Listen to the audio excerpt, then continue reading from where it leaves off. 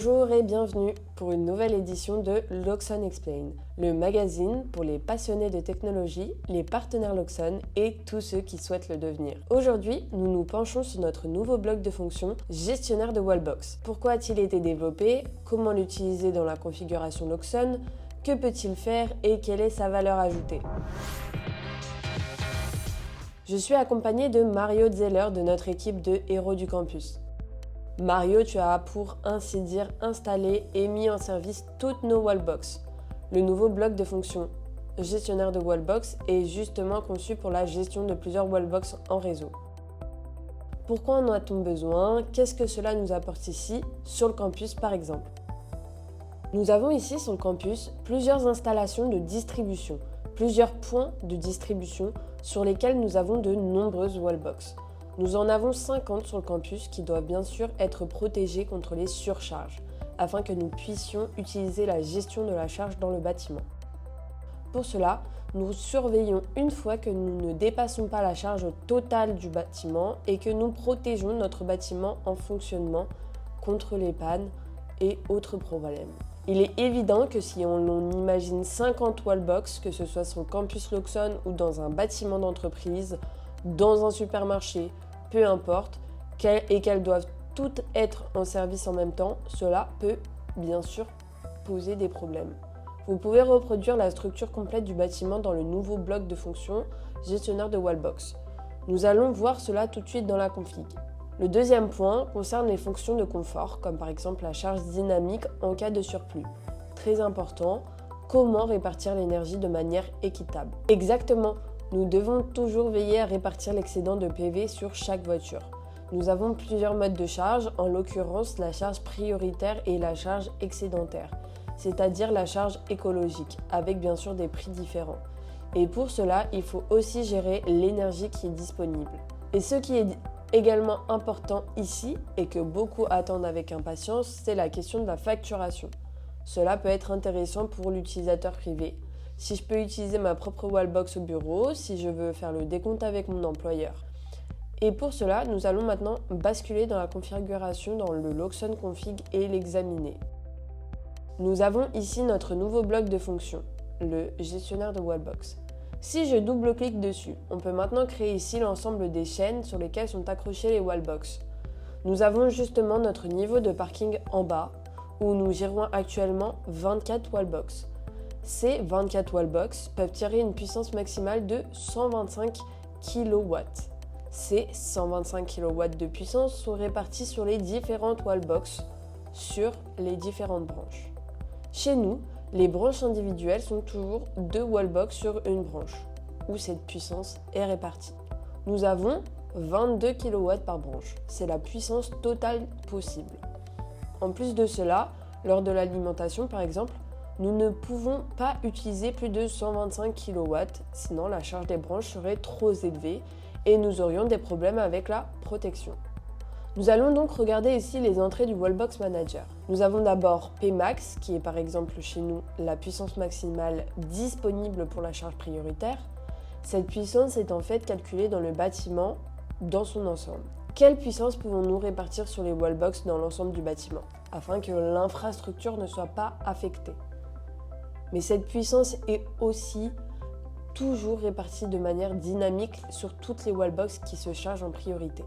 Nous avons ici la puissance pour le mode éco, qui est le deuxième mode de charge, aussi appelé le mode économique, qui est probablement mis à disposition soit par l'optimisateur de prise POT, soit par le surplus de puissance PV. Cette puissance peut bien sûr toujours changer au cours de la journée. Et si par exemple une voiture est connectée en mode éco, elle ne chargera que la puissance réellement disponible de la Wallbox ou du PV. Si j'ai un surplus de 40 kW et qu'il y a 6 voitures qui veulent se recharger en même temps, ces 40 kW sont répartis sur ces 6 Wallbox. On peut, par exemple, inclure ici l'optimisateur de prise POT. Dans ce cas, plus de puissance est mise à disposition et le PV ne met à disposition que ce qui est vraiment fourni par le PV. Pour le chargement prioritaire, la puissance est répartie de manière dynamique. Si le nombre de voitures connectées est tel que chaque voiture n'obtient plus les 11 kW, la puissance est répartie de manière dynamique pour que chaque voiture se charge de la même manière. On peut théoriquement aussi adapter l'ordre des wallbox pour établir des priorités. Il faut toujours faire attention à quelle wallbox peut charger plus vite, quelle wallbox ne peut pas. Ensuite, nous avons bien sûr 2 prix différents pour les 2 modes de charge que nous avons évoqués, Eco et Prio, et nous pouvons les intégrer. On peut soit l'indiquer directement sur le bloc, mais comme nous avons ici sur le campus plusieurs blocs de fonctions gestionnaires de wallbox, puisque nous avons plusieurs zones, nous envoyons cela de manière centralisée à partir d'un mini-serveur où est indiqué une fois le prix pour les wallbox. C'est pourquoi nous avons ici des entrées d'intercommunication. Le troisième point est le prix de la connexion. C'est très important. Le thème du temps de stationnement, parce que peut-être que quelqu'un se place là toute la journée et bloque le mode éco ou le mode prio. On peut alors décider qu'il faut facturer selon le prix du stationnement. Le prix à l'arrêt est en fait quelque chose qu'on utilise pour les wallbox publiques où l'on ne veut pas que la wallbox soit bloquée trop longtemps. C'est pourquoi un prix de connexion est également facturé. Dans un hôtel ou autre, la question est toujours de savoir si c'est nécessaire. Comment faisons-nous ici sur notre campus ? Nous avons ici un bloc wallbox et nous voyons ici un générateur de texte derrière.